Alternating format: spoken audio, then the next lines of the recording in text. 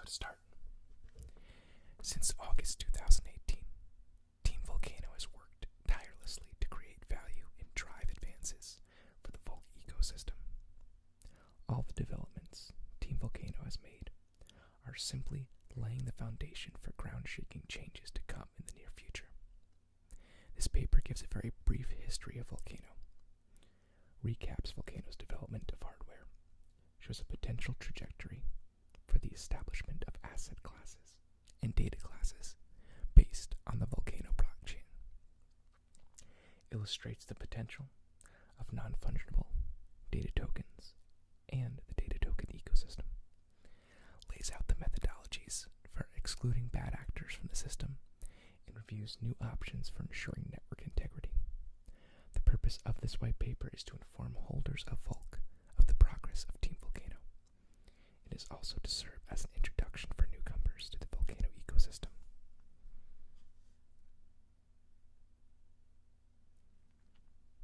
So, just scrolling here. A brief history. Vulcano is a community-oriented coin, originally launched at the end of 2017. In August of 2018, it was relaunched under new management by a new development team, which introduced masternode functionality and began the development of an ecosystem which would facilitate the growth of the community and research investment in specific domains relating to sustainability and renewable energy. Since this relaunch, the project has grown in scope as Team Vulcano works to push the envelope of possibility in terms of blockchain technology and its role in daily life. In November of 2018, Vulcano signed its first research partnership with Rajamangala University in Thailand to support the development of their seismic sensing network. This low-cost seismometer is a critical step in helping scientists understand the movement of kinetic energy through the surface of the Earth. In March 2019, this suite of sensing equipment entered the testing phase, with deployments in central Thailand. In February 2019, the Vulcano governance system was brought online and processed its first successful proposal for a coin burn of 450,000 Vulc. This vote was conducted transparently on the blockchain, with a large percentage of masternode holders voting to conduct the coin burn. In March of 2019, Vulcano signed a research agreement with the current research student at Johns Hopkins University for research into data compression using the Burroughs-Wheeler transformation. This is a critical step in helping to create a lean database ecosystem. Additionally, in March of 2019, a critical step in the road to success was made as Vulcano released a major update to the wallet, plugging security vulnerabilities common to most proof-of-stake currencies, as well as activating the GUI interface for the governance system, allowing masternode holders to vote from their Vulcano wallets with a single click. In April 2019, Vulcano Holdings, LLC, was granted legal standing in the state of Nevada, giving Team Vulcano a legal entity needed for more complex initiatives and to apply for listing on certain exchanges, which require a legal signing entity. The establishment of Vulcano Foundation is still in progress. The future. Today, over 2.5 quintillion bytes of data are generated daily. Of the data available in the world today, 90% has been created in the last 2 years. Furthermore, it is anticipated that the data monetization will become a significant source of revenue, as the world will create 175 ZB of data in 2025, which is up from less than 10 ZB of data in 2015. This data of vital importance to both the average citizen and large corporations alike. Research conducted by IBM's Institute for Business Value found that leaders were 166% more likely to make correct decisions based on the data than in operating in an environment with a higher degree of uncertainty. IBM also reports that 48% of organizations plan to allocate more IT spending towards the business of analytics, However, at this point, it is challenging for these organizations to access enough data to make accurate decisions, or rather, they have access to great amounts of extremely disorganized and unstructured data. Often their data pipelines are limited to their own analytic collections resources, even if they have access to broader databases. These databases are drawn from extremely narrow areas of observation. Vulcano will change this industry forever. It is for this reason that Vulcano has committed itself to the creation of a data-based ecosystem. Data is already being monetized on a global scale, but very little of this data is being monetized by the entities that generate the data itself. For example, while Alphabet Inc. drew over $28 billion in advertising revenue in 2018, much of which is driven by consumer data such as location, previous search terms, networks, or contextual data. Other extremely broad data sets exist in the world around us. Everything the user does in their daily life generates some form of data.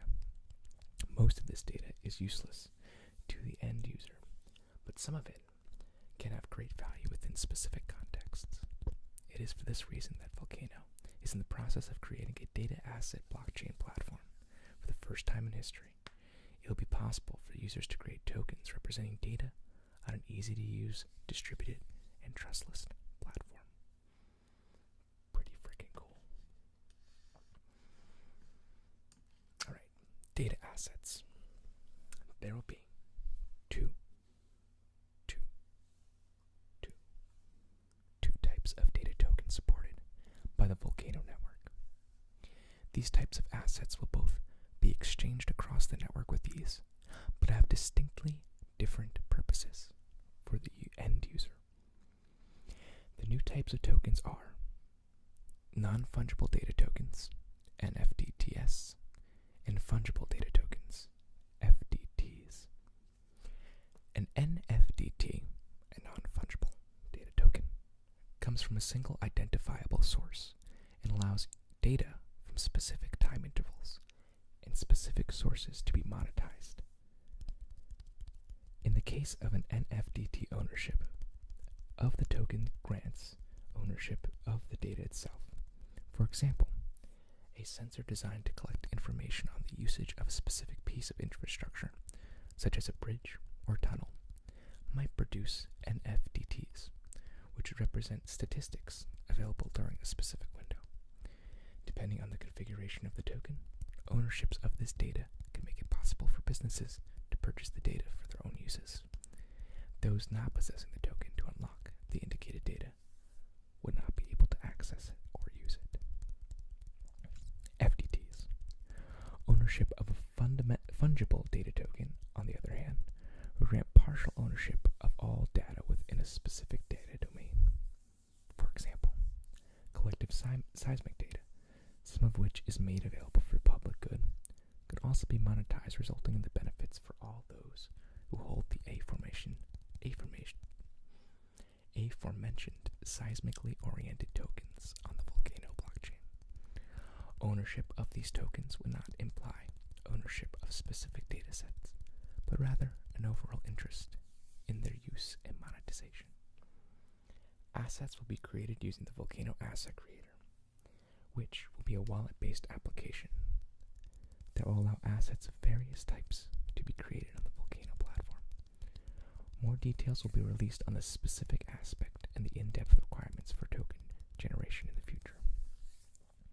Token creation will have a cost on the network in Vulc. All Vulc used to generate new tokens will be burnt and removed from circulation permanently.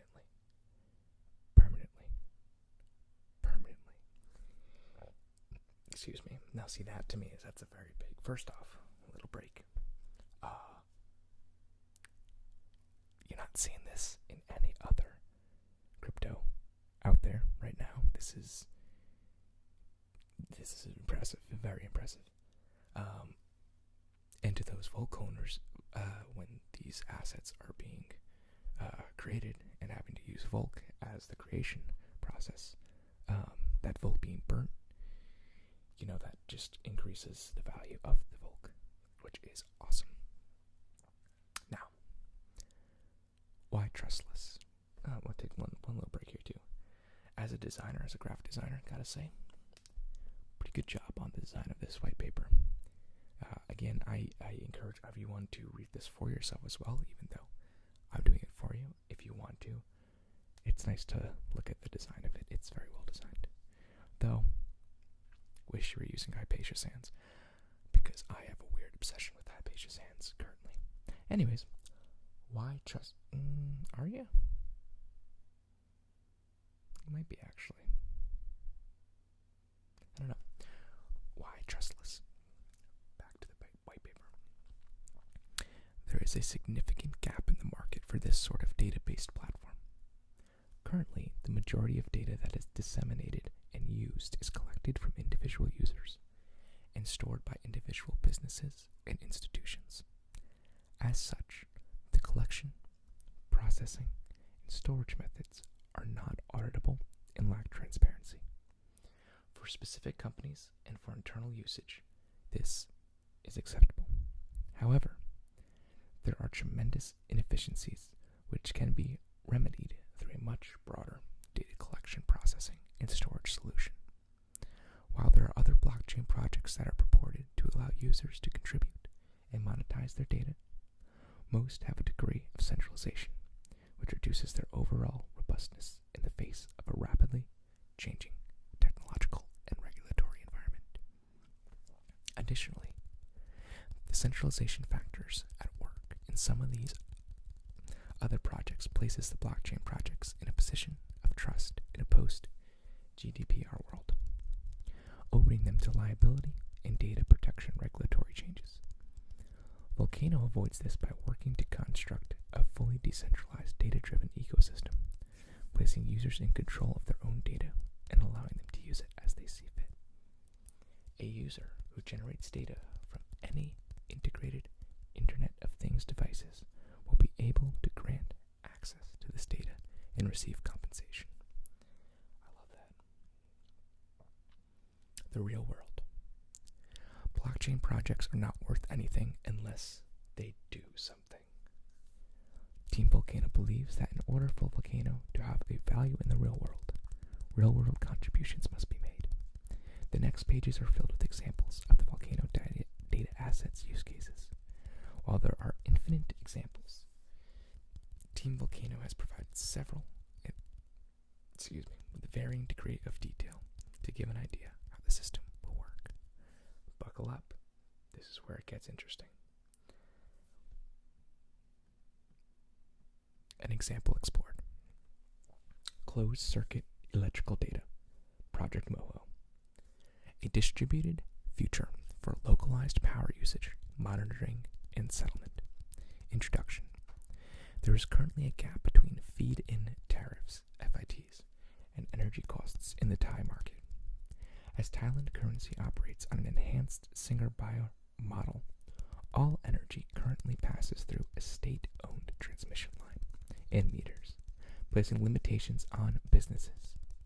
Additionally, the rates at which small power producers, SPPs, and very small power producers, VSPPs, are reimbursed for electricity they feed into the grid is tightly limited and capped at 60 megawatts. Though some have been approved with 90 megawatt production limits, the electrical rates for power feeding into the grid is not limited to conventional power, but also impacts renewable energy generation, as the feed-in tariffs, which are intended to facilitate new plant construction, taper off in time, even if the plant can still produce additional power safely. This gap can be filled by a settlement layer, which will enable SPPs and VSPPs to sell electricity to the end user in their immediate vicinity through the primary grid. Up until now, this was not possible, as the metering technology was unreliable and the regulatory environment was unfavorable. However, the advent of smart meter technology and the confluence of blockchain and Internet of Things devices will enable this settlement layer to be profitably constructed, managed, and policed, resulting in systematic increases in efficiency and profitability for all parties involved. Current situation. Power generation in Thailand. Thailand is rapidly industrializing. As it does so, its need for energy increases dramatically. Currently, while there are many IFPs, SPPs, and VSPPs, the Electricity Generating Authority of Thailand maintains a virtual state-enforced monopoly on the transmission and sale of electrical energy in Thailand. Currently, unless power is produced and used within a single property, it is purchased by EGAT at below market rates and resold to another property, often immediately adjacent.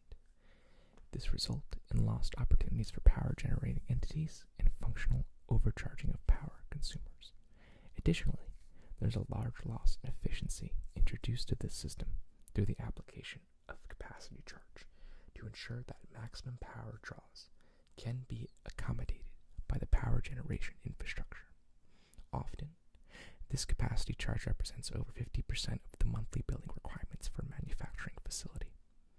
A closer connection and synergistic cooperation between power users could result in large cost savings for factory owners, but also lead to reduced energy consumption. There is a diagram here that kind of shows what I was just talking about in the paper.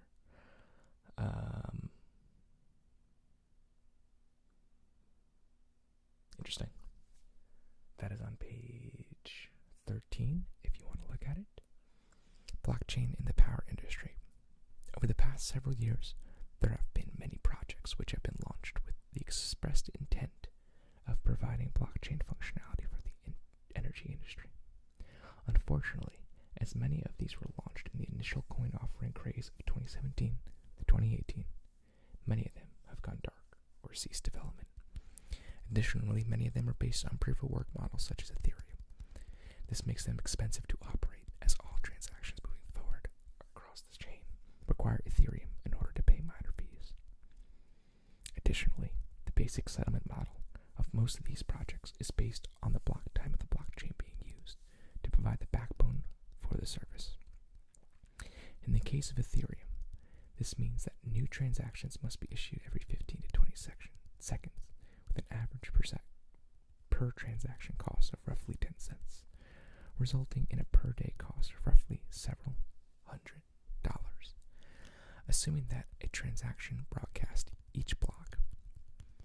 These could of course be batched. However, it should be noted that batching the transactions would result in reduced granularity for data being transacted. This is not taking into account times of network congestion, such as December of 2017, when the entire Ethereum network ground to a halt due to the CryptoKitties craze. Proposal for Project Moho: a new approach to settlement. In time to solve the problems endemic to the power generation and distribution ecosystem in Thailand, an unconventional approach must be taken, drawing from the industry's best practices in deregulated energy markets and adding into them the efficiencies of which can be drawn through blockchain. A solution can be found for the challenges facing stakeholders in this rapidly growing ecosystem. Phase 1 of Project Moho will be specifically designed to meet the needs of microgrid-based communities inside of industrial estates. There is another diagram on page 14 that introduces the Vulcano-based settlement layer to what was being talked about on page 12. As can be seen in the above illustration, but not by you, unless you look at page 14, page 14, an additional layer has been introduced. This settlement layer is comprised of two separate components: the Smart PPA dashboard and the settlement dashboard. This would allow participants in this ecosystem to view prevailing rates being offered by their neighborhood electricity suppliers and the hours they are this dashboard, they would be able to use the system to create smart PPAs, power purchase agreements, which would be entered into the settlement layer. This would be an off-chain, semi-centralized database to facilitate off-chain scaling of the ecosystem. The settlement dashboard. This specialized software operates on a periodic basis and provides off-chain settlement through the comparison of the smart PPAs entered into the system to the actual usage collected from the smart meters within the ecosystem and written into the blockchain. On the following page, a detailed view can be seen in Project Moho microgrid ecosystem. For the purposes of this document, a single industrial park has been modeled. In this ecosystem, it can be seen that both member and non-member factories would be able to interface with the logical grid, but the member factories would use the Project Moho enabled smart meters to do their settlement and monitor usage. As electricity flows from the point of generation to the nearest straw, only surplus or deficit in aggregate would pass through the EGAT meter, permitting the entire industrial estate to exist as its own microeconomy. Each of these smart meters would interface directly with the blockchain, rather than simply accounting for the amount of power used in a given block. It would rather track the flow on a per-second basis. There are multiple ways that this data could be stored, but by linking it to the blockchain, it guarantees its immutability and traceability. This system would also make it possible to realize greater degrees of efficiency for the renewable energy generation markets, as localized generators could leverage the power of a Vulc-powered smart grid to handle power transmission and settlement based on their localized token. In this case, the smart meters would serve as Internet of Things devices in the network and would be linked to specific sensors within a localized network. Then there's a diagram of that is on its side that I am not going to be able to read right now, but that is on page 15 if you want to see a diagram of that. I will probably link the download to this in the description below so you guys can follow along. Probably should put that in the beginning. Another example explored. Global Logistics Solutions, Project Heavy Lift, a distributed future for global shipping and settlement. Ooh, I really like supply chain things, so if this is what that is. Oh, it's not, but it kind of reminds me of that. Using NFTs, it would be possible to track the movements of a specific vehicle or package with an onboard Vulcano-enabled sensory package. This could potentially be a critical step in creating a trustless system of accountability for logistic providers. This would result in benefits for customers as it would incentivize an increase in transparency and follow through on the part of logistics provider. The logistics provider themselves could recognize benefit from being able to demonstrate commitment on a record on-time deliveries. In the long run, a system such as this can be integrated to work with existing insurance structures. Additionally, the integration of a greater number of Vulc-enabled Internet of Things devices could help solve many additional problems for the logistics provider. For an example, the following sensors could all be integrated with RFID chipped cargo and could feed valuable information to both logistics providers and their clients, and interested third parties such as insurance companies. Oh, okay, that's really cool. Cargo weight data. Load weight data could be written into the blockchain as departure and arrival to verify that the loss was not suffered en route. This could serve as a critical piece of data for the 130 million containers shipped globally every year. Tamper tape. A conductive strip of tape connected to an inexpensive battery-powered sensor node could be placed around goods on a pallet to alert the shipper and logistics provider if a pallet or container has been unpacked to substitute goods. Temperature data. This could be critical for perishables and can serve to verify that the cargo made in the transit from A to B without thawing. This is critical for the frozen food industries, which represent over $58 billion in sales annually. Vibration data. This is what I was thinking of before I started reading this. For fragile goods that should not undergo more than X vibrational force a simple modification of the already existing seismic sensor, the Vulcano seismic sensor, to detect vibration that might show data on handling or road conditions. For example, sensors could be installed on each pallet and would be able to detect when a single pallet was moving out of sync with its neighbors, a potential indication it was being tampered with. As you can see in the illustration below, if you're following along, it's page 17. There are substantial opportunities to improve security on transported cargo. However, in order to understand a more evolved system, the existing system of import-export freight must be understood. Now, that's really interesting and really cool. This kind of has to do with supply chain management, which I'm also really interested in crypto projects that do that. But this seems to be more actually using like sensors to detect if things have been messed with. I mean, think about if Amazon or say USPS, you always hear stories of people that deliver your packages just throwing them on the ground. If one of these sensors were put in there at the time of delivery to put a specific, like the vibration data say like, oh, this cannot be vibrated, or, you know, there can't be force above this certain level. And if it breaks that force, it would transmit exactly when it happened. And if you got a notification saying your package has been delivered at this date, you would know exactly what happened to that package and when it happened, which is really cool. Okay, so we're on the diagram of how cargo tampering works. And it just kind of shows a supply chain and all the different places where cargo tampering could happen, which is a lot. Now, there's another diagram on the next page, which is going to show you the different sensors and how they could be used. Now, the way that the four aforementioned features could work to secure a cargo can be explored. Please remember that these are only 4 of hundreds of simple implementations of the Vulcano digital asset system that could potentially be made to work to simplify and improve logistics. I'm not going to read these. These are on page 18 only because it's hard to visualize a diagram through words. It's on page 18. Through overlapping areas of data collection, the security of cargo can be dramatically increased.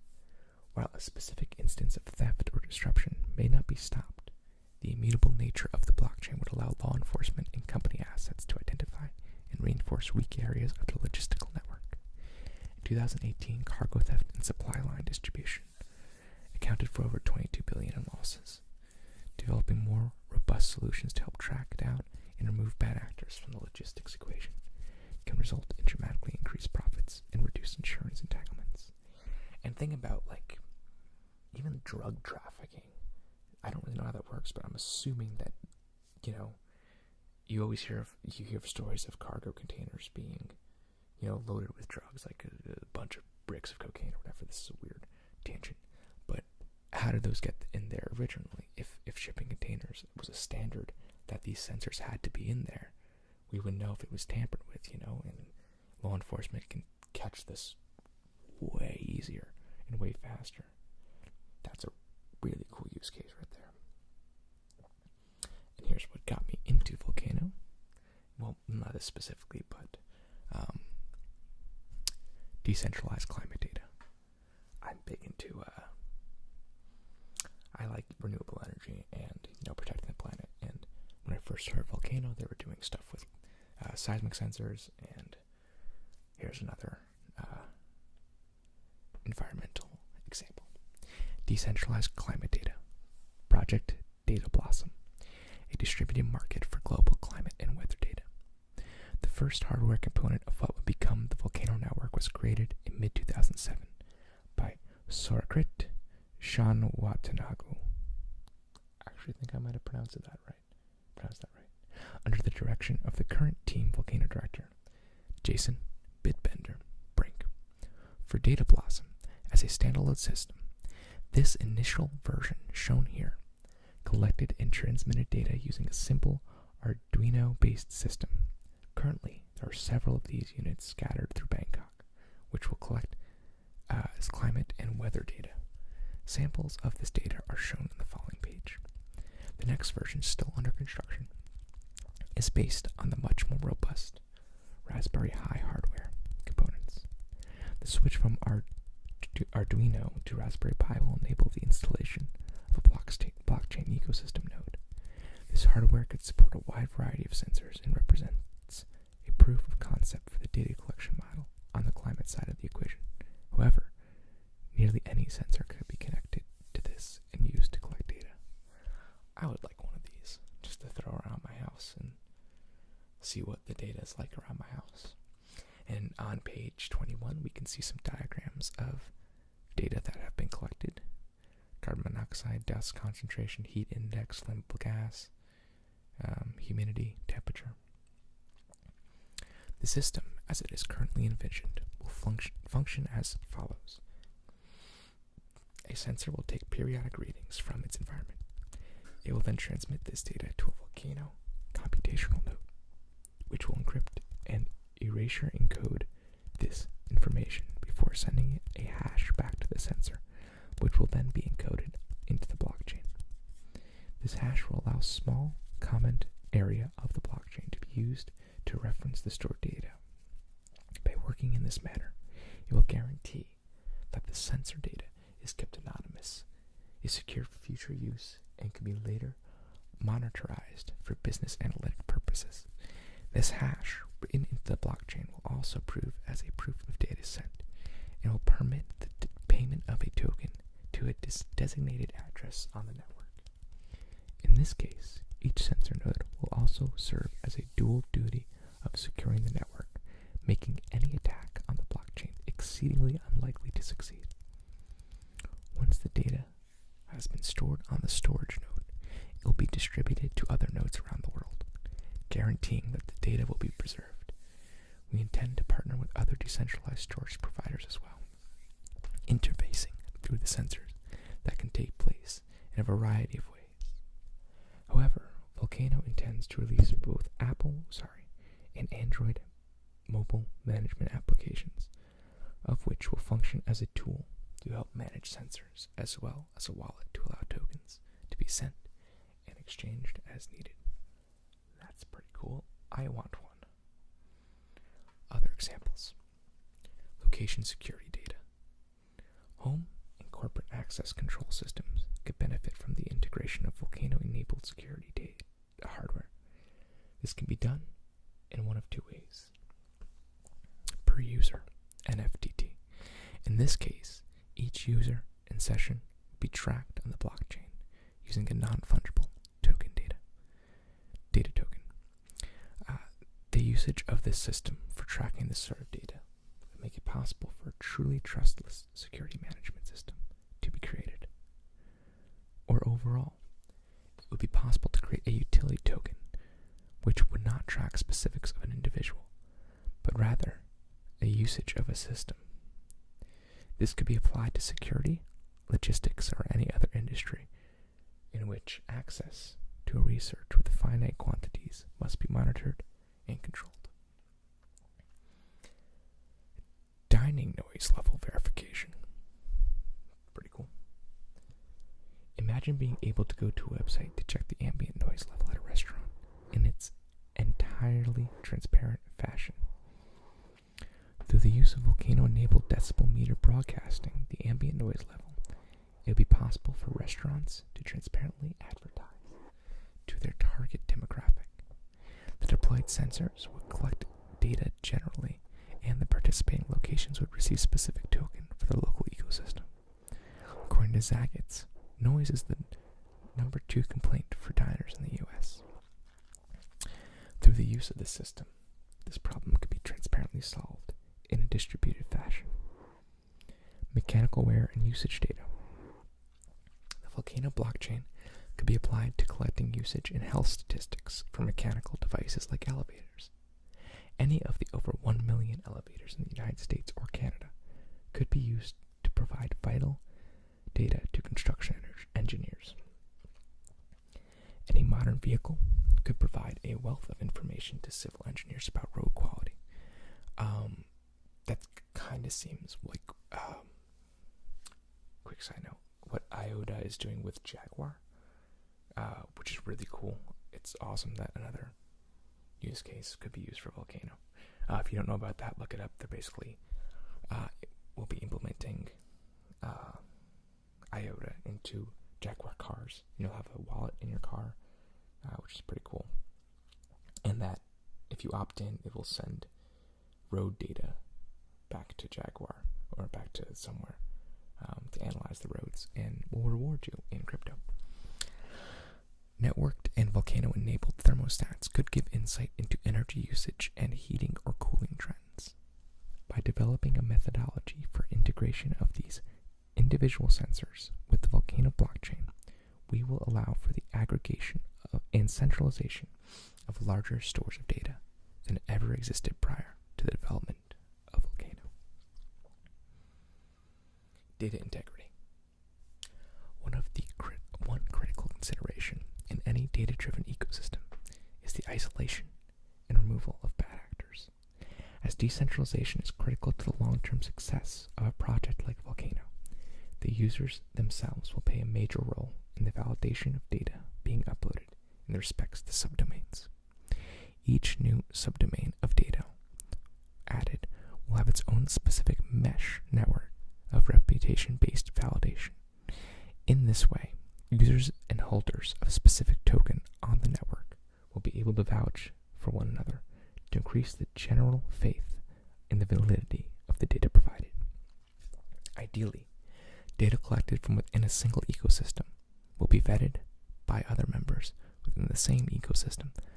For example, the relatively small ecosystem of radiation data collection communities in Japan will likely be able to self-police to check one another's data. Seismic data will be able to be correlated to other seismic sensing equipment around the world to determine whether the data presented is completely anomalous or within a degree of acceptability to be accepted into the network. This decentralization and trustless system will remove any requirements for centralized data certification agency. While this would work in an entirely decentralized fashion, specific communities would be able to invest in systems to check and verify their data. If supported by the network, by the specific data community at large, then anomaly detection neural networks could be added to the system in order to increase a degree of certainty users of the data would have in the validity of the data.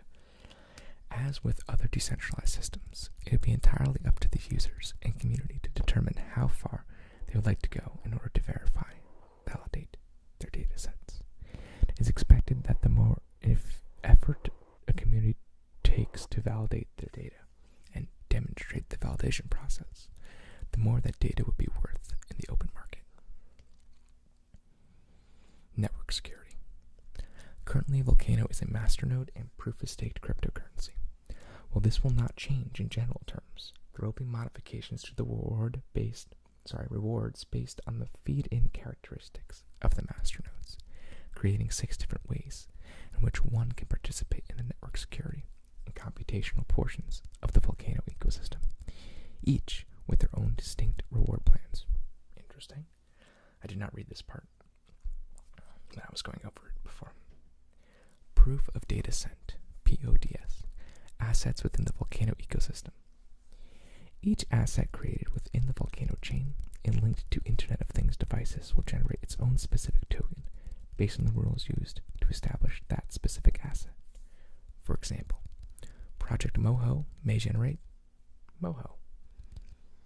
Weird word. While Project Data Blossom may generate Bloss. In exchange for the data submitted to the decentralized validation network. Multi-asset wallet staking. This would be considered a vanilla proof-of-stake wallet similar to the existing Vulcano wallet.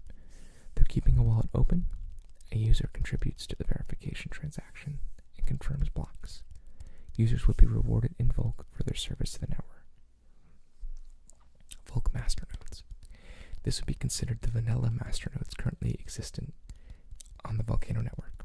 These nodes have very few duties beyond those given to the typical staking wallet and are therefore able to be deployed very cheaply and relatively low-powered hardware. Domain-specific contract proof of work. For domain-specific neural network training and advanced computational tasks, proof of work will be enabled on a contract basis within the Vulcano ecosystem. Interesting. In this case, the proof of work fees will be paid by the client submitting the work requested through the Vulcano computational bidding system, where the task can be picked up and completed by miners. These computational tasks can range from relatively simple physics calculations to specific artificial neural network-based computations. Domain-specific masternodes. Some assets within the Vulcano ecosystem will benefit from having their own masternodes to handle transactions and provide dedicated transaction bandwidth separate from the rest of the Vulcano network. The rewards for the operation of these masternodes will be in the asset for which they are configured to support and determined by the rules input during the creation of that specific asset. Gonna need one of those. Vulcano ecosystem storage nodes. The massive quantities of data generated by the Vulcano ecosystem will require off-chain storage and scaling. A specific asset will be created within the Vulcano ecosystem to reward those who make storage space available. This will be explored in a much greater detail in a later version of this document. That sounds interesting. Hardware development. Vulcano has funded and is developing 2 separate sensor-based hardware projects. These are simply the beginning of a much larger hardware ecosystem. Seismic sensors. Starting in late 2018, Vulcano began funding research in seismic sensors at the Rajamangala University in Thailand. As of April 2019, these sensors have entered testing and should enter production in early 2020. Weather sensors. The Data Blossom Weather Sensor Station and network has been deployed in Bangkok. These first-generation sensors are relatively primitive, but are being further developed for pack and place manufacturing. Ideally, these sensor kits will also enter production in late 2019 or early 2020. Revenue generation. Development, especially when hardware and software development are pursued simultaneously, is costly. For this reason, we are devoting a portion of our development time to creating revenue-generating services which can serve the specific needs of the community. Some options being considered are contract development. Team Vulcano has not and will not ask for donations from the community. However, there are substantial costs associated with the development of this ecosystem and the attendant solutions that it will provide. Any business that sees the potential to apply these solutions would like to investigate forming a partnership should contact Jason Brink directly at bitbender@vulcano.io. Community expansion of Vulcmart. We are in the process of completing a radically redesigned Vulcmart, which will enable users to purchase most types of digitally delivered goods. Users will also be able to list their own goods for sale on this semi-centralized marketplace.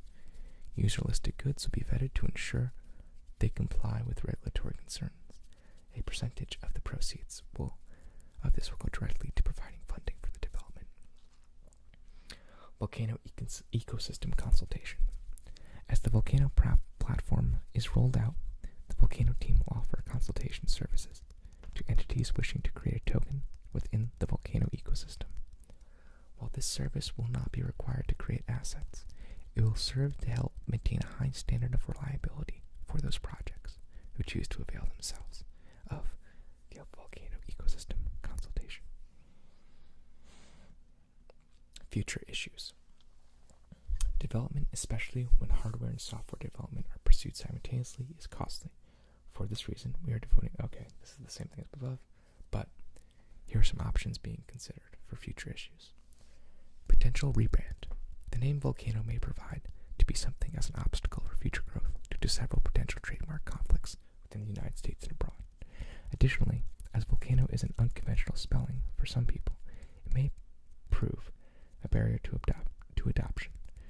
This is not a decision that needs to be made instantly, but is worth considering.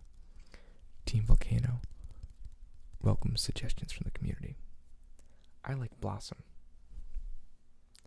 Let's change it to Blossom. It'd be pretty cool. edge computing for specific domains. In the future, we will be investigating geolocalized edge computing to pre-process some data to make it easier to use within the broader ecosystem. This would be especially useful for data domains such as climate or certain types of usage-based data that is naturally confined to a specific area.